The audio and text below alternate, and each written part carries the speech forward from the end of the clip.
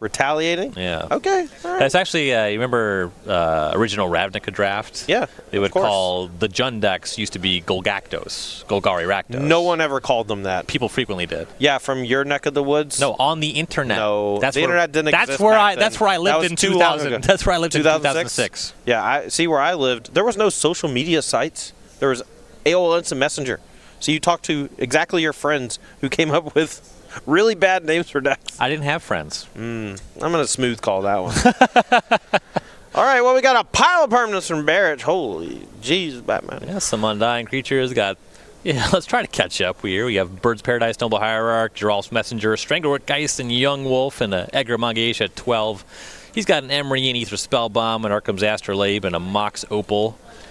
May I ask, is it really our fault that we weren't able to keep up with the, I don't know, 1, 2, 3, 4, 5, 6, 7, 8, 9, 10, 11, 12, 13, 15 permanents by turn 3 on one side and turn 2 on the other side? It's at 2x speed, and honestly, Barich already played at 2x speed, so this is about 4 times as fast as you would expect smart a match enough to happen. I'm not even smart enough to do that math, let's be honest.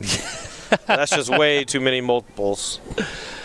All right, a lot of aggression here. We see Magalhaes going for an Urza, and Court of Calling is going to go find Yawgmoth. And we saw this combo a little bit tough to execute with a lower life total, but now Barich with plenty to play with, and Geralf's Messenger already on the battlefield. Yeah, the Geralf's Messenger should actually just end the game here, unless Magalhaes uses that Aether Spellbomb to break up the combo.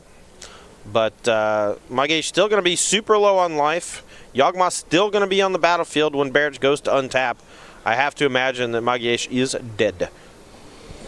So there's the Spellbomb targeting the Yawgmoth, but Barich is going to go to work in response. Got 2 Undying Creatures, so she can keep bouncing back and forth. This one undies, this one shrinks it, this one undies, the other one shrinks it. Draw a bunch of cards. Great. Really full grip at this point in time. And now the Messenger is back. Yeah, but now she can just cast Yawgmoth. I guess it can get bounced again. Well, that's a Geralf's Messenger. This is fun. This is good stuff. Messenger into Yawgmoth, and Magalhaes is dead. Aaron Barich, pretty quick game 1 win. And in actual time, only took 7 minutes at real pace. Yeah. It took me about 1 anecdote and a half. Start measuring matches and how many off-topic stories we can tell.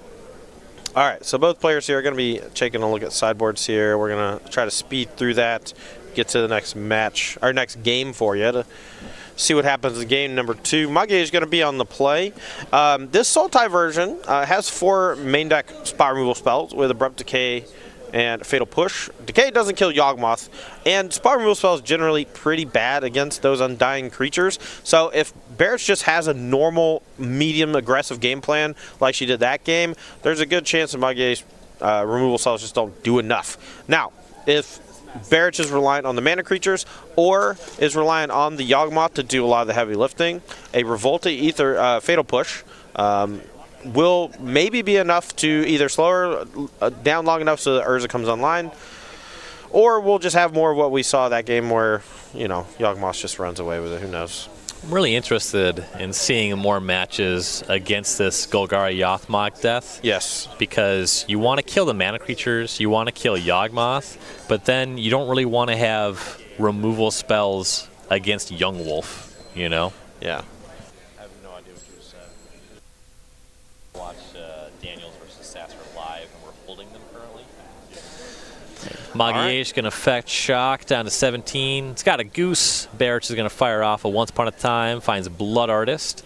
Here's a Thoughtseize, a white-bordered Thoughtseize. Wow, I didn't know that they actually ever printed Thoughtseize with a white border. Yeah, it must be from Deckmaster. No, 8th edition probably, right? Oh, yeah. 8th edition's modern legal. I'm here. Hold on. I'm getting word that that's an altar.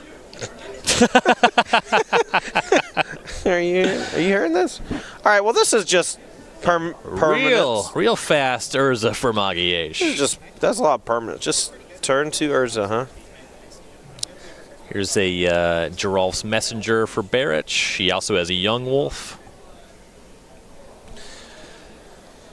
So Barich is just a Yawgmoth away from a combo, and Magalhaes does not have a Spellbomb online. Okay. We got it? We have an Undead Young Wolf now. Here's a Blood Artist. Okay. Magalhaes going to make some food. We're playing You can very fast. gain some life out of maybe Messenger combo, but it's a little tough against the Blood Artist, seeing as that just gets you the life back from your Yawgmoth. You got to do something about that one. I mean, if Barich has Yawgmoth and Edgar doesn't have a way to break it up, the game ends, right? Like, it's just infinite. The Blood Artist makes every activation of Yawgmoth free. Basically draw a deck and kill Gerald's Messenger, right? Well, here is Yawgmoth. Urza's going to spin. Urza versus Yawgmoth, just like they drew it up designing Modern Horizons, huh? Here's a Fatal Push off the spin. Gonna target the Young Wolf. Barich will respond. Or rather, it gets pushed. Sorry, the Yawgmoth not on the battlefield yet. Yep, triggers the Blood Artist as well, so a little bit of a drain. Looks like we're going to have another activation. Edgar digging super hard here for a counterspell. Another spin.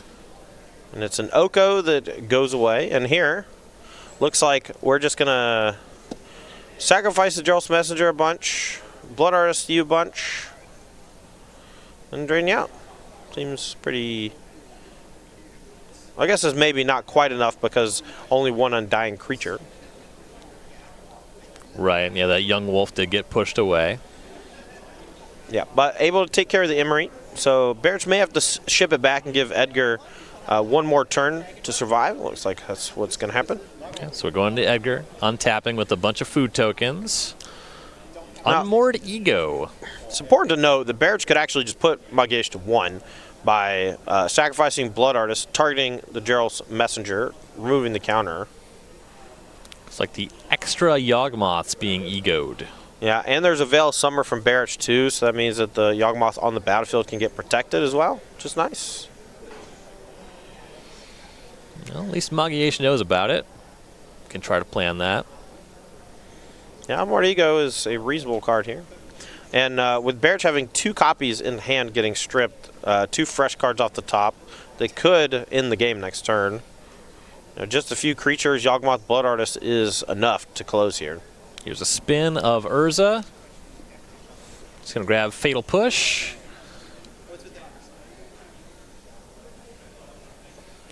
All right, so we heard about this one. Got Direct Rob whispering in our ear. So Fatal Push is targeting Yawgmoth, which is legal whether you're revolted or not, and Edgar's not. Wow, he even had the extra Fatal Push in hand too, so there's a little bit of discussion here, but you can choose to